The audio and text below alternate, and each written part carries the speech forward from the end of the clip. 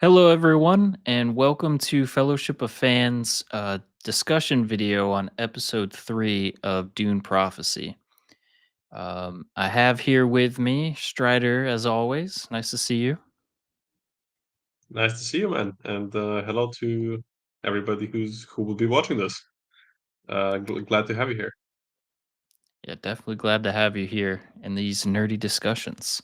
Um, so I figured we'd start off just in case you're tuning in for the first time. We'll just do a quick introduction of our exposure to Dune, and then from there we'll move on to the episode breakdown. So to start, Strider, give us a quick summary of your exposure to Dune currently. Mm.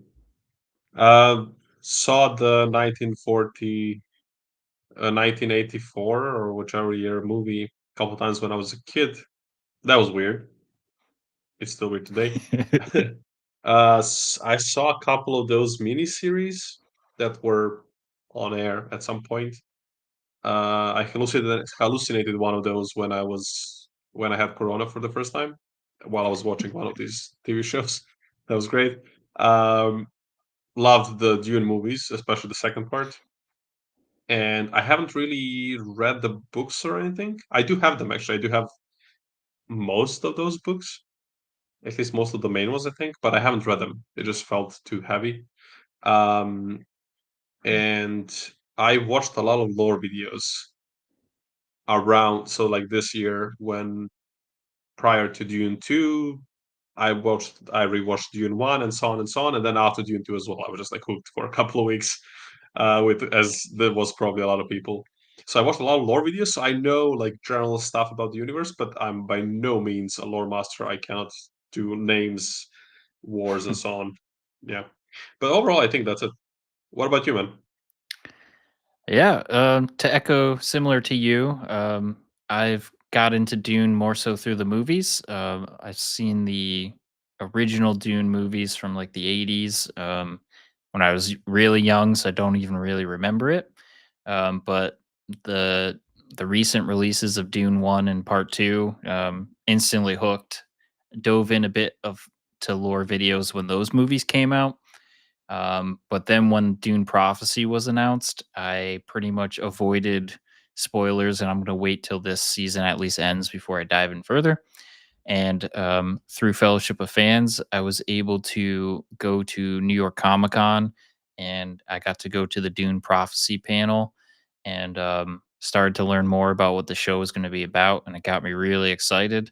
And at the Dune Prophecy panel, there was the entire, well, not the entire, but a large portion of the cast and showrunners, and it was really interesting to see. So really looking forward to see where this season ends. Really, and that's one of the photos I took of young Valia and Lila, I believe. Um, yeah, it was really good conversations, and some of the actors and actresses were really funny. Yeah, and then from that, I guess we can segue into an updated overall impressions of the series so far. Strider, how are you feeling now? Has your excitement levels or interest levels gone up since episode 1 and 2? Uh, Episode 1, I was like neither here nor there. Episode 2, especially the ending, got me really hooked. And I really like. I mean, well, my favorite character hasn't been in this episode, so I'm a bit sad with that. But I do think this was a fun, well, not a fun, but like an interesting episode. I feel like it really showed a lot of cool stuff regarding two of the main characters, the sisters, and there were some really cool nods towards another political intrigue show that's also very brutal, which we'll get to in a second. So it was a lot of fun, and there was a couple of there was a cameo or two of certain actors. So overall, good. I think it's like a solid mid-season episode where it's kind of showing this stuff. So I hope they so far so good. Hopefully they keep the momentum going. Hopefully, the fourth episode has like maybe like another push of the story. Like we had one. This episode is like mostly um, flashbacks, so I hope they don't keep doing it. But I feel like this episode was a very useful episode overall to like just deepen what's happening in the show so far. So yeah, overall pretty good, I think. What about you?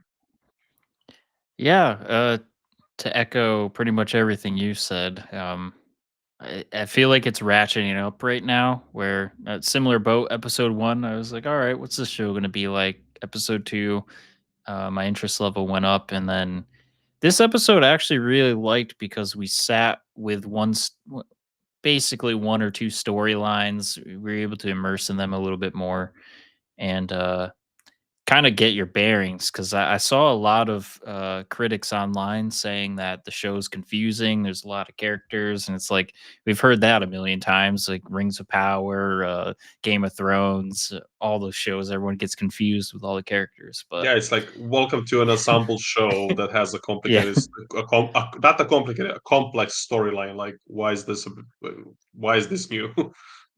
yeah, and there's like I get it when it's harsh to see it like the first time maybe, and you need to do some digging and remember some certain characters, but like it's great for the rewatch value. Like Game of Thrones, I've rewatched it Mm, probably 3 times all the way through, and every time I'm like, oh my god, I didn't connect the dots on this. So it's always good to keep things a little bit complex for the rewatch. Um, but yeah, overall, I feel like this episode was the smoothest so far too. It was mm.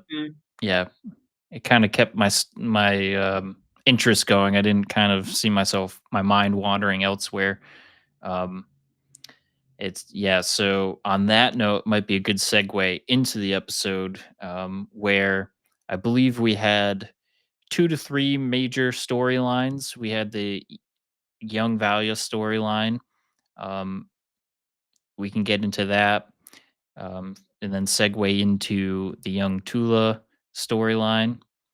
And then from there, we can kind of go into I guess we'll call it present day storylines of where Mm. the characters are at.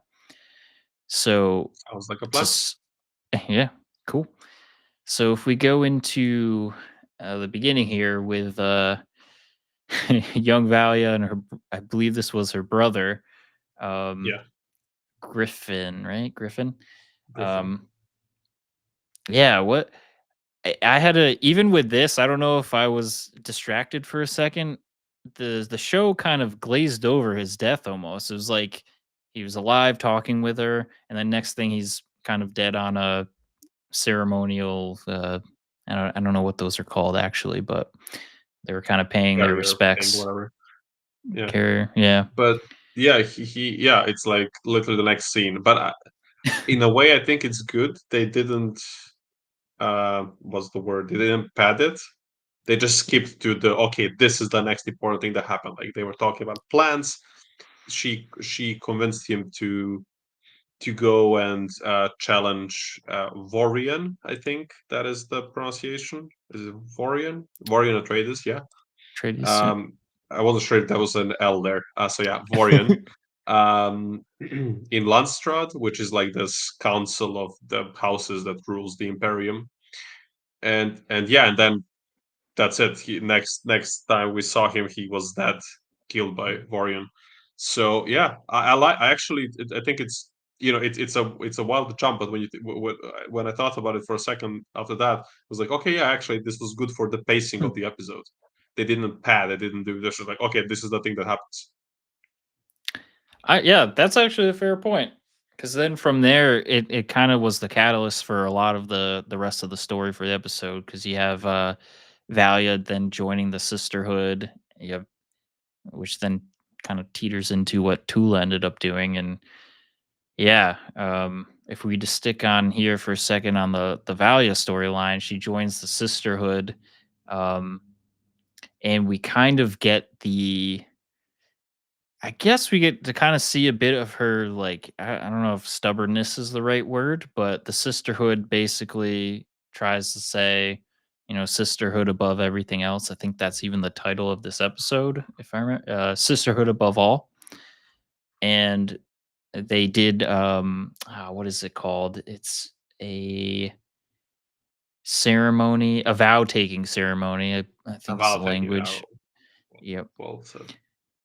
And from there, basically saying once you know you feel like you are putting sisterhood above all, you can leave and go inside.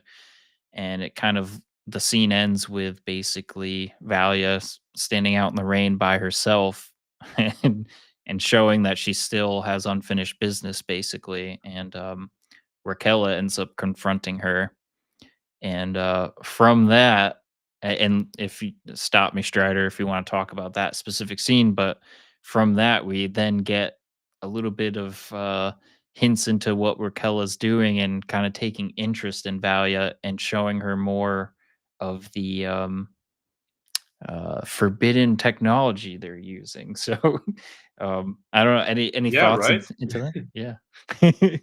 Um, I mean, yeah, that's a big one. I think the thing with shows like this, like they can demystify. A prequel always is at risk to demystify some stuff of like the whatever is the main story or medium and so on. But so far, like I feel like it's just like an interesting detail actually. Well, we'll see where it goes and if it goes anywhere. But yeah, just the fact that they have this like a library of genetic material, and there's this thinking machine taking care of it. I feel like for me it was just cool. I feel like it didn't like add this like, oh, that's too much explanation or something. It's just like, okay, cool, they're kind of breaking the law here. So I feel like that added an extra level to it. But I do find Sister Akela intriguing and what they're doing here, and it's interesting to see how all of this is connected to what's happening 10,000 years in the future. Like to see like the beginnings of some of these things, like Sister Valia's use of the voice, which is like, wow, okay, she's the only one doing it. Like that's huge. Apparently, I mean, it is like not apparently, but it is because this is the new thing. While in the main storyline, it's like, yeah, they can do that. The sisters can do that. That's it. Also, am I mistaken, or have they not actually mentioned the name of the sisterhood? Just came to me. I feel like they haven't. I Yeah, I don't feel think like they they might not have. have mentioned it so far. The Bene Gesserit. Yeah, if correct us in the comments if you remember it being titled, and let us know when. S- yeah, I don't believe it's mentioned by name.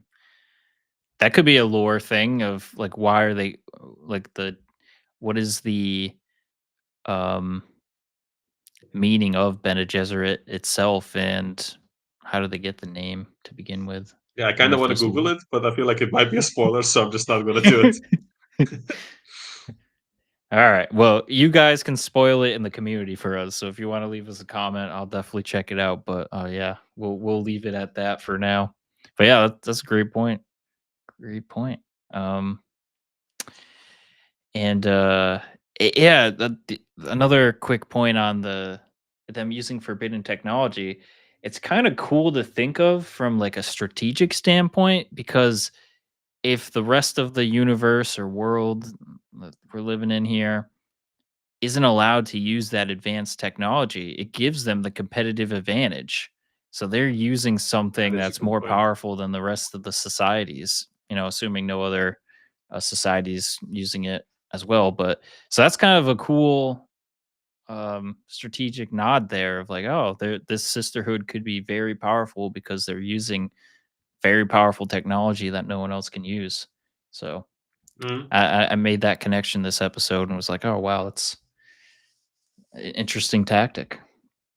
Yeah, Um, but then I had a similar thought, and then I was thinking like, what? I mean, it's a gigantic, it's a galaxy. So how many people are actually doing this? Because this is not the first time mm, we saw that house of.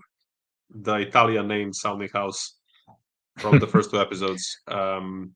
They had that Oh, little robot that the kid had the robot. So if they had that, they that's have something else besides that. I mean, and like to be fair, this is quite recent.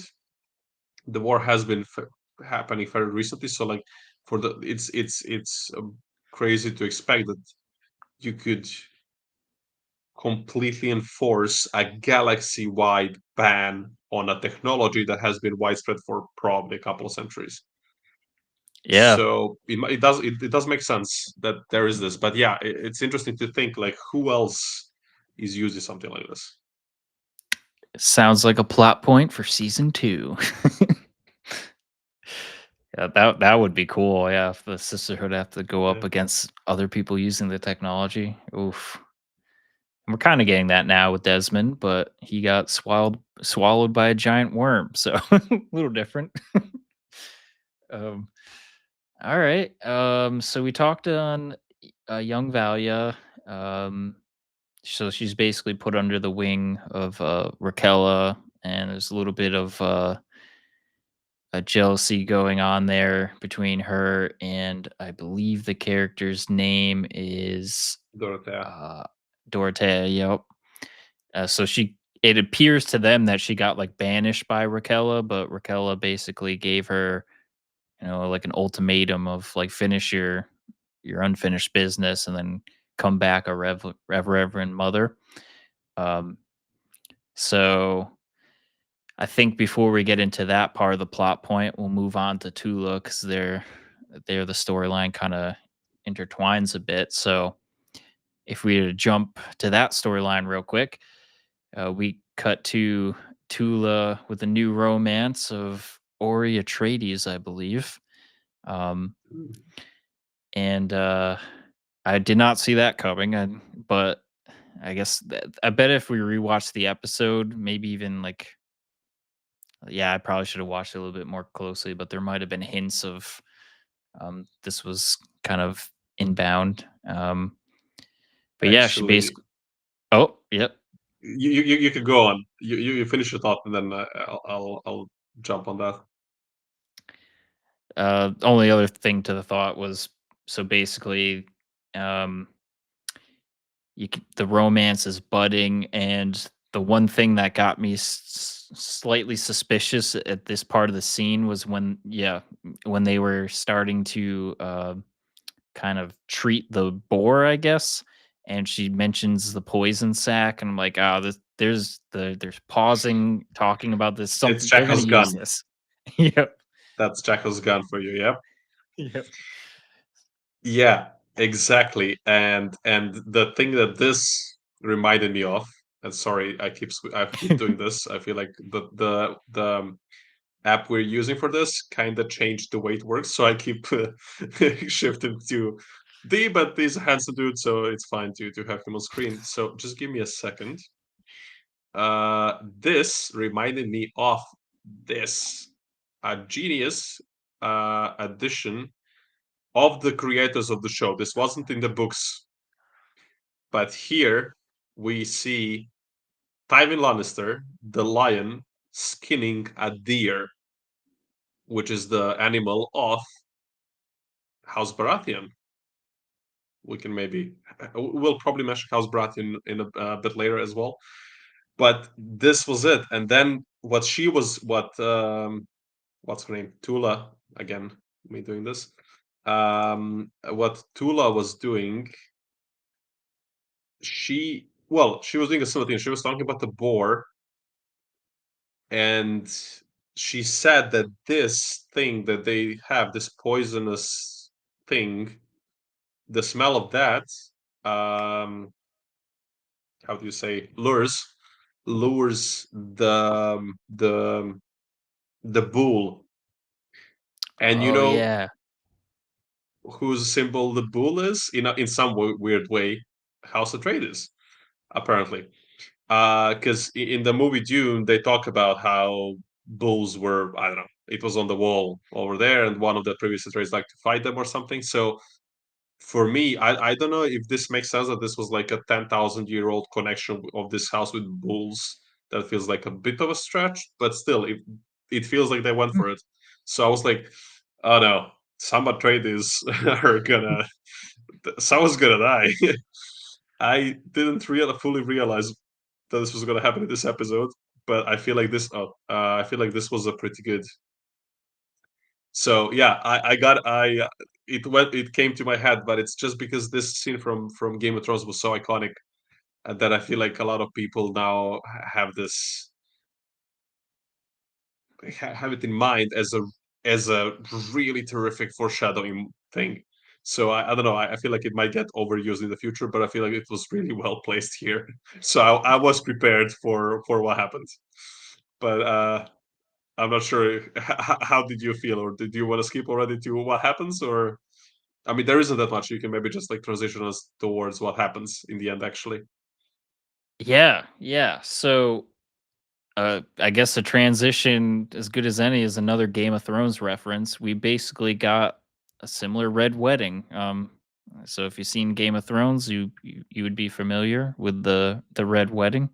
Um, so I guess if you're at a party and people start dancing around a fire and rubbing like mud or blood around them, start to get suspicious. Maybe double check the hors d'oeuvres. Might be poison in it.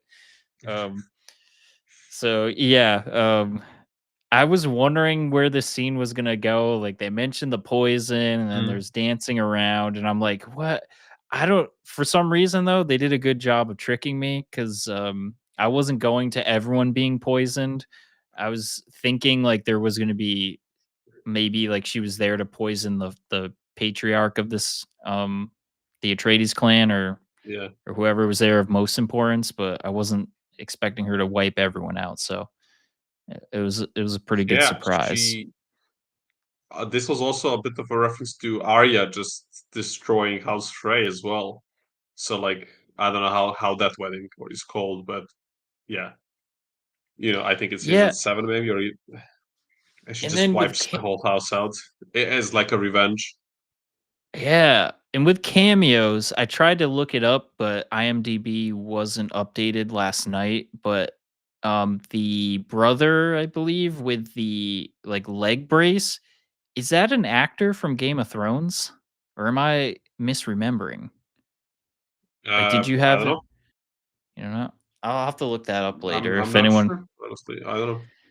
he looked like a young, like one of the young Stark boys, but I could be way off. I mean, that would be that would be actually pretty cool if Yeah, uh if that was the case. yeah. If anyone, I'll do a quick search, but I don't want to drag out the. But I can yeah, try to find it, but okay. yeah. But yeah, I looked on IMDb last night, and his character wasn't even listed. So I was like, all right, but this guy looks so familiar. Do you know the name of the character? Well, he'd be Atreides, I believe.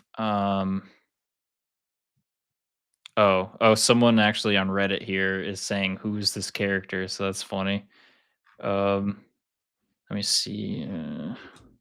Leg brace. Someone says I think it was Archie Barnes. He played Oscar Tully in House of the Dragon. Maybe that's what I'm thinking of. I mean, it could be. No, I think I know who. No, yeah, they're correct. Yeah, he played this kid. Yeah, he's not of the Starks. He is, but it's another Game of Thrones cameo. Yeah. Wow, look at that. Thank you, Reddit. So Archie Barnes.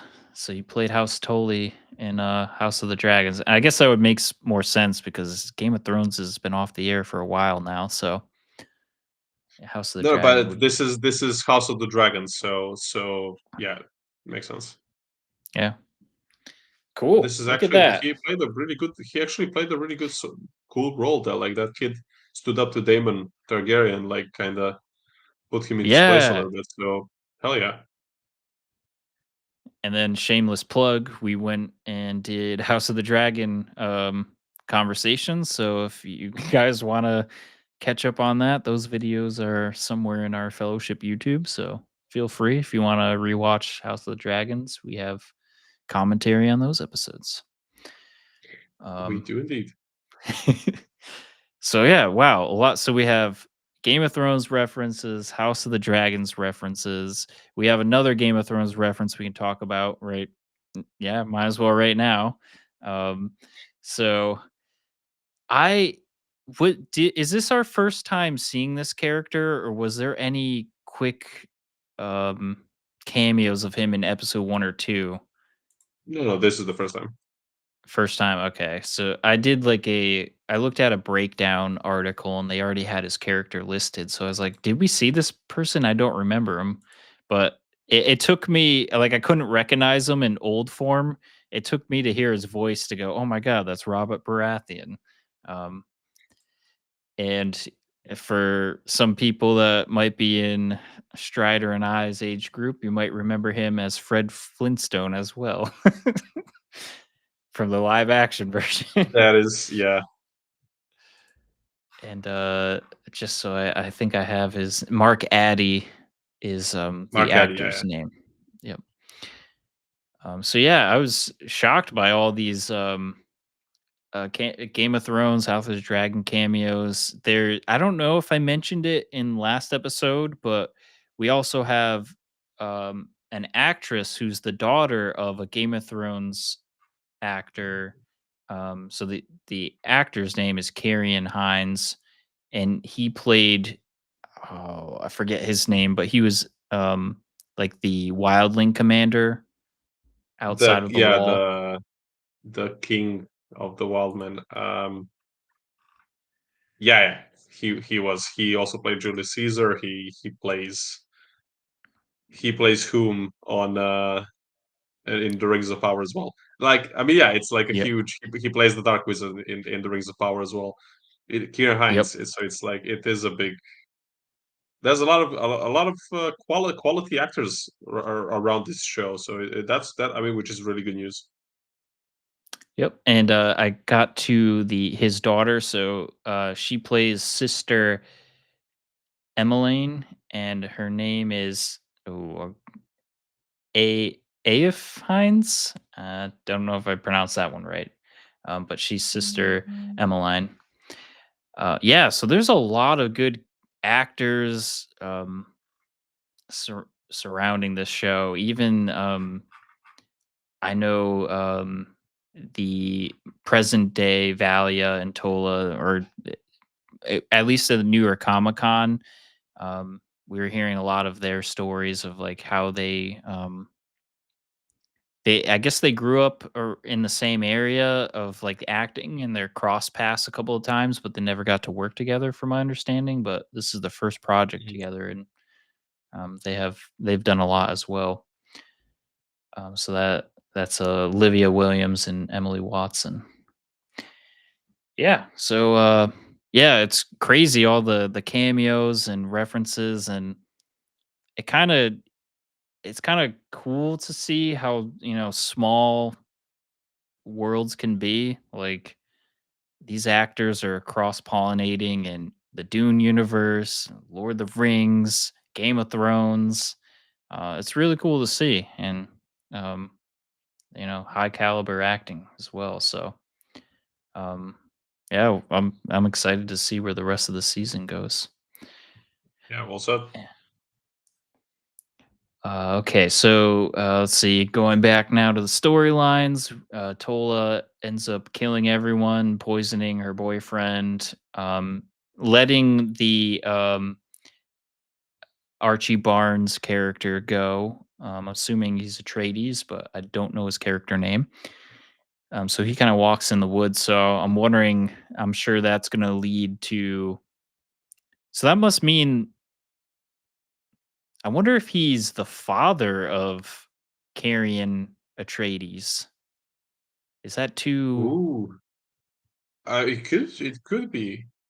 Could be. Yeah, his name. So It only says his name is Albert. So, Albert. but I don't know. It does feel like he is also an Atreides. On IMDb, he's listed as Albert, but it could be. Hmm. Yeah. I think that would be So interesting. I guess we'll have to Details, wait and but see. who knows? Yeah.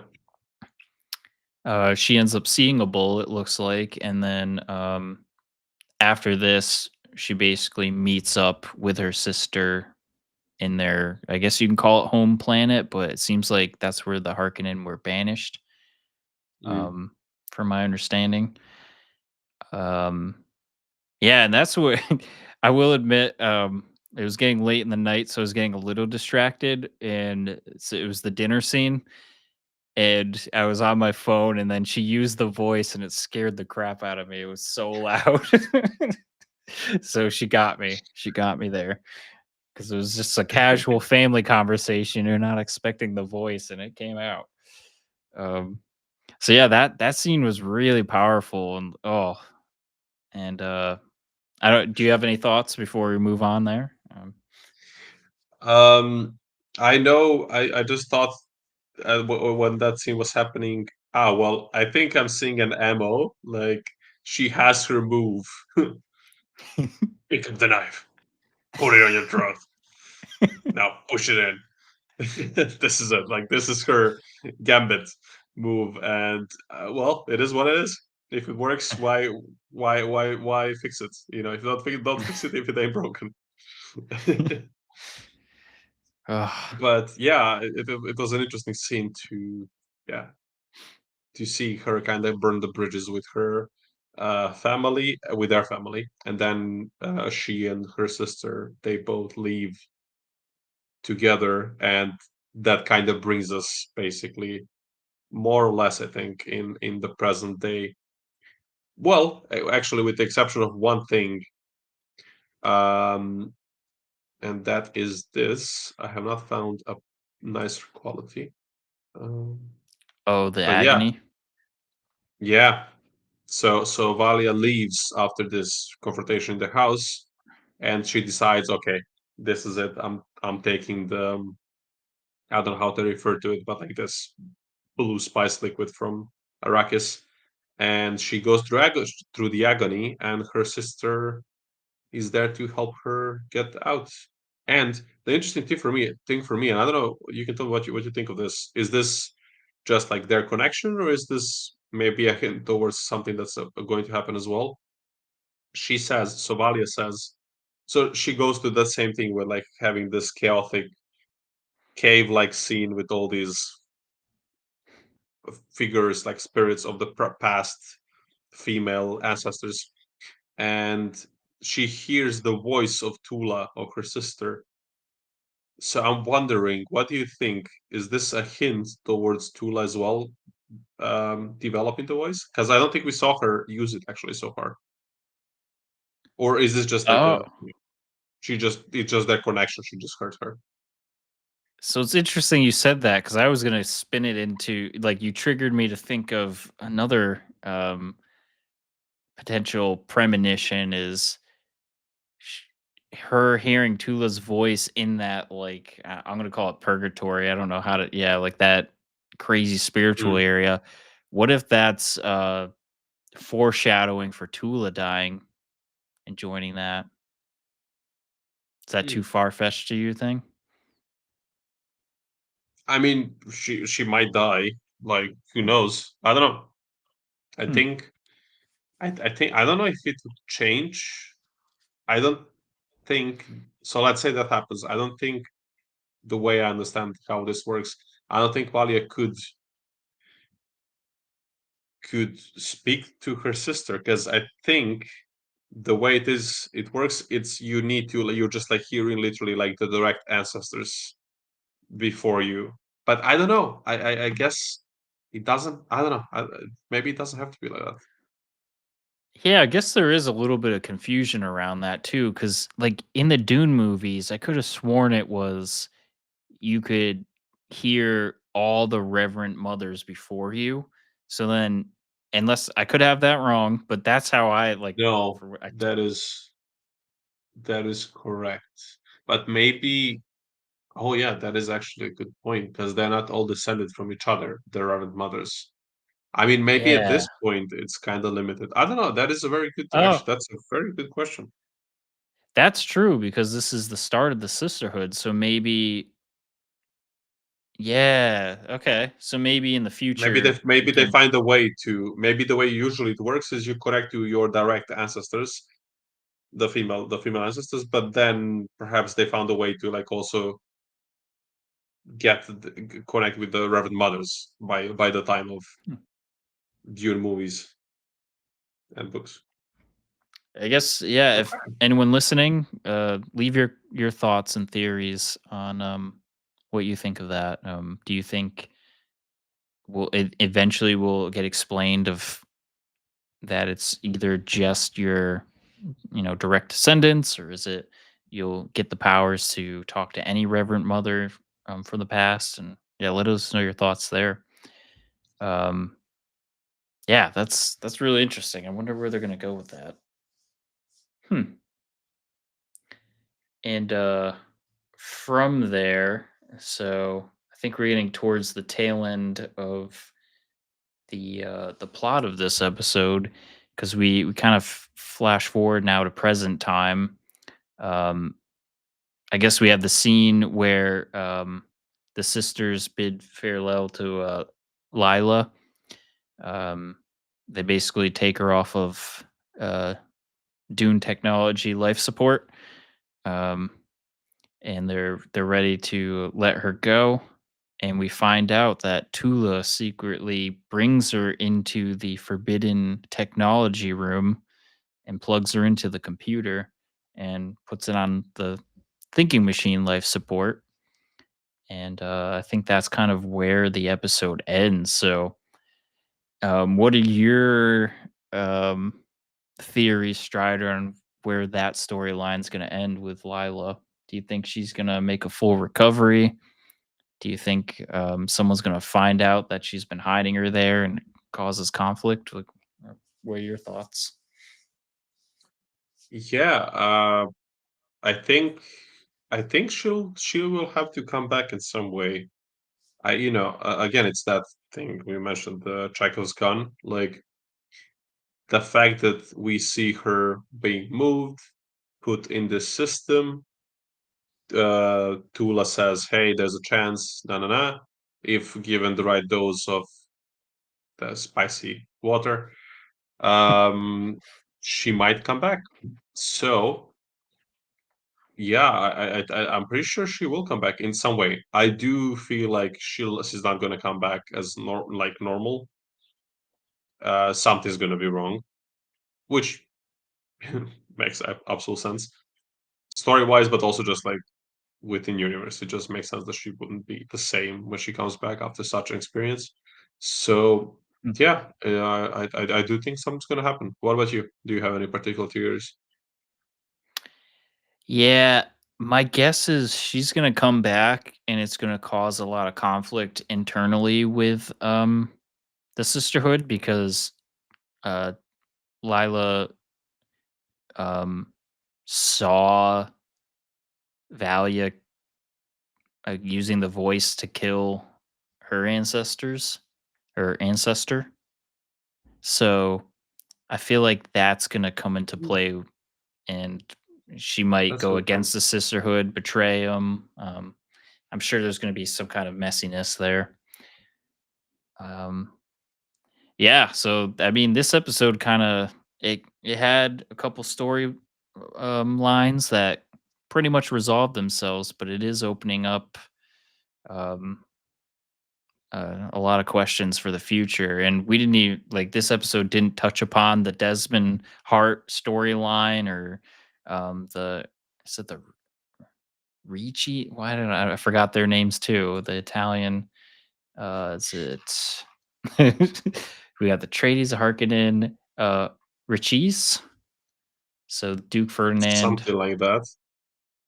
Yeah, so Something like that that. we have that whole storyline. There was the similar to the what we're mentioning with all these plot points like the poison and putting her on life support. Like there was those sex scenes in the first couple episodes that were kind of out of nowhere. So I feel like there's something there. Like there's going to be illegitimate children or something that's going to cause um, Oh, drama as yeah, that's well with interesting. Yeah, that's an so interesting there could option. That like a yeah thing that might happen. so Um, Richese, Richese. Richese. Um, that is the name of the yeah. But you're right. I mean, who knows? The yeah, I don't know. The timeline. It's kind of hard to judge how much time it's actually passing, like in present day, because these distances, how long does it take to travel and so on. I'm happy that there hasn't been a lot of planet jumping. I feel like that's a very important point, and I feel like they didn't just turn on fast travel and you know instant teleport. I feel like that's pretty good. So I would just Yeah. like to to mention that that is a good thing. Also, they did quickly mention Desmond Hart because Sister Valia hears of the prophecy that what's her name, that young girl that Oh, went through the oh. agony. Was it Michaela that reported that to her? I think so. It's kind of hard to keep track of all the sisters because there's just a lot of them, and not they all have a lot of them have like only 2 3 lines per episode, and like they all hang out together and all of that. So it's like a bit harder to. But anyway, yeah, whatever. The point is, she did hear of that prophecy that a man twice born, once of a woman or whatever it says, and once of spice, and then she's like, "Oh, that's my heart," and then but that is the only mention of it, which I guess Hmm. is a probably kind of also a teaser for like the next episode. Yeah. And with that, I think we have a good segue into our closer, which is kind of stating what we liked about the episode, what we didn't like. Um, yeah, so I guess we'll start with you, Strider. What was something maybe if you had any critique for this episode, and what was your favorite part? Do I have a good critique? That is a good question because I wouldn't say like this is the best episode of TV ever. It's not. But I think it was a pretty solid episode. Like, I don't think there was anything that was like, "Oh yeah, this sucks," you know. So I'm not sure if Hmm, there is something I can point towards being like, "Oh yeah, this is stupid," or whatever. So I don't think I'm going to point towards anything particular with that. that's I a don't good have sign. anything bad. Yeah. The good stuff. I think this was a pretty nice flashback episode. Those can be risky. They can because this is when they come in. They usually happen in this middle part of a season, and they can really slow down the show. They can get quite paddy, like with a lot of padding on, like just to like fill in the little runtime in the middle of the show before we get to like the really good stuff. Because you try to open strong, then you need to get an even stronger finish, but you have to do something in the middle. But I feel like this episode does a pretty good job of not feel like padding. It just shows us a lot of important stuff, or at least a lot of interesting stuff about these two main characters and why they do things that they do, the way they do them. Um, they show more of this Harkonnen Atreides stuff, and I actually do know from some of those lore videos.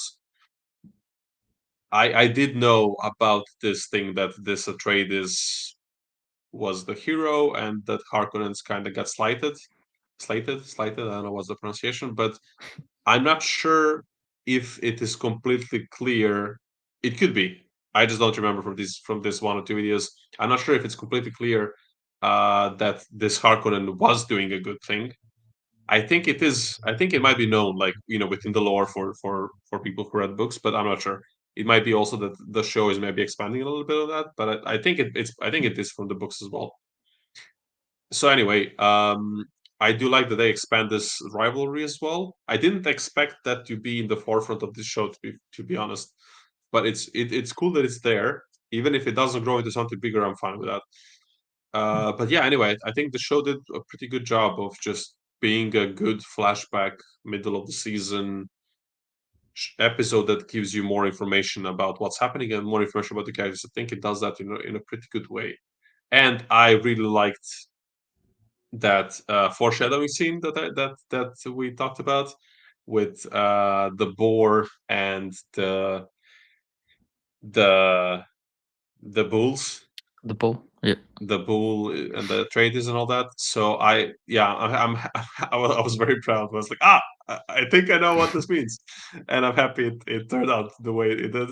Well, I'm not happy the traders died, but I'm happy I was right. So yeah, I think overall pretty good episode. And if we're doing the what we're looking forward to the next episode as well, I hope and think I'm gonna get more of Travis Fimmel and Desmond Hart. I'm looking forward to that. I really liked at the opening of the episode we did that little recap of like previous episode and Sister Valia's face when Desmond resists the voice. It was so good. Like the face didn't move, but her eyes were like, and then just and then what? This never happened before.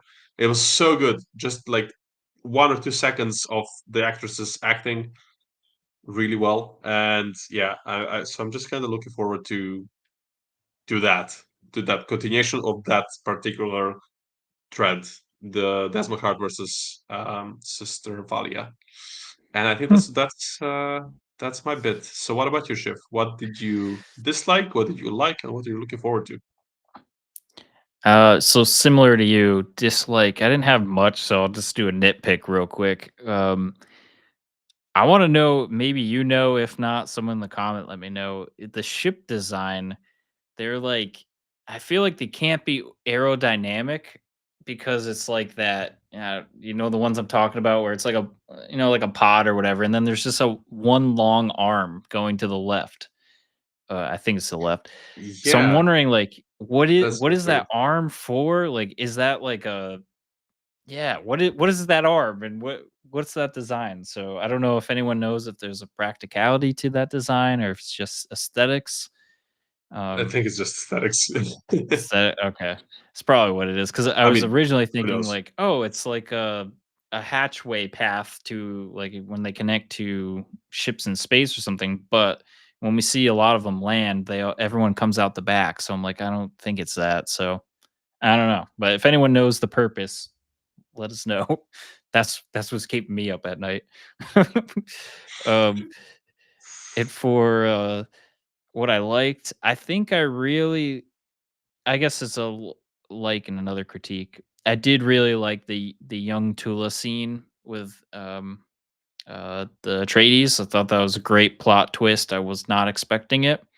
Um, I've I guess a critique, for me at least, it felt a little rushed. It would have been nice if we were able to sit with the family a little bit more, maybe gain Okay. some more sympathy for them, and then kill them. Like, that would have been more painful, but that would probably have to be a couple episode arc to accomplish that. So, That's but well said. yeah, they got a lot to cover, so I can see why they would cut something like that if If they I could have. just Yep. Yeah, if I could just rush in, I agree. I feel like they maybe could have spent just a couple more minutes to show us that maybe she spent some more time with them, like just a couple of quick scenes where we see that some time passes by. I guess that's why they did the thing where he Ori proposed to her, I guess. But anyway, Yep. I actually I agree. I think that was if fine. I think that's a good nitpick. So I'll just copy you. I'll just say maybe it's that. I if I had to pick something, but yeah. So yeah, cool. Just carry on, please. What's the Yeah. thing you did like a lot? The best thing. Best thing, so I think I'll just leave it a little vague. Of I really liked where the episode ended.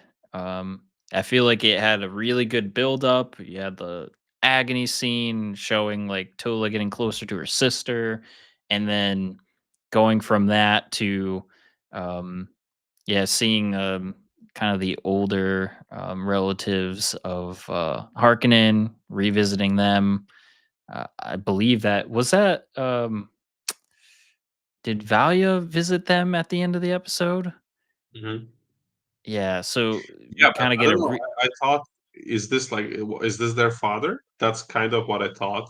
He's just very old, but I don't know if it's him. Maybe it's some other Harkonnen. Yeah, I guess that's something I don't it's either her father or uncle if I had to guess, but, um, let us know in the comments. Default.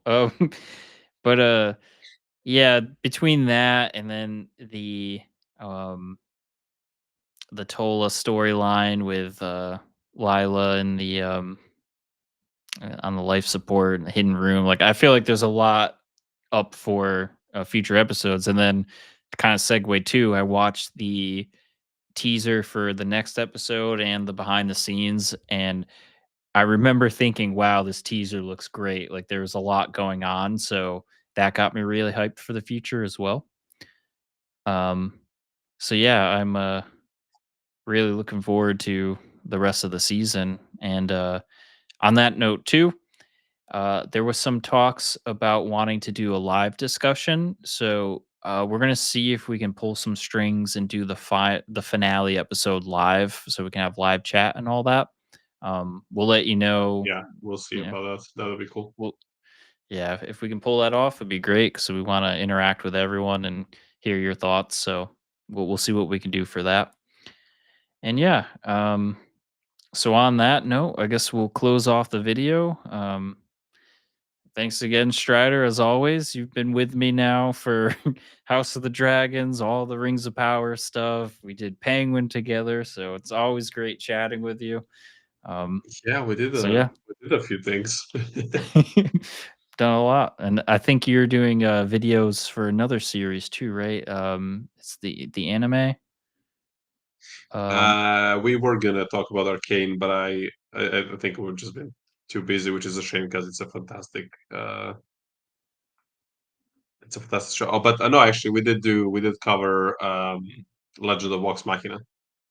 okay, so we got that. If anyone's interested, check that video out, and yeah, with Fellowship of Fans, we're always gonna have Tolkien content, and we're Yeah. gonna broaden our Speaking of horizons. that, yeah, speaking of that, because War of the Ring is War of the Rohirrim, the animated The Lord of the Rings movie set in the Jackson universe of movies. It's coming out in 10 days or so, depending where you are in your cinema. And we have a lot of Rohan lore content on the way, so that's also something to look out for. I think we'll post. We have actually posted on Monday. This Monday, we have posted already the first half of the history of Rohan until the movie, until the animated movie. So if you want to watch that, and then you can go straight into War of the Rohirrim movie, and you have no spoilers. You just get like the full background, what leads to this, and then you just go straight in the movie. And then we will also release the second part of the history of Rohan that covers the movie and further down the line. So yeah, a lot of cool The Lord of the Rings, the Order here stuff happening as well. Awesome. Yeah. And if anyone has any popular shows that you think Fellowship of Fans should cover, leave a comment down below. We'll definitely take it into consideration as we figure out our schedule for the rest of the year. So yeah, let us know. And as always, thanks everyone for tuning in, and we'll see you next time. Bye, everyone.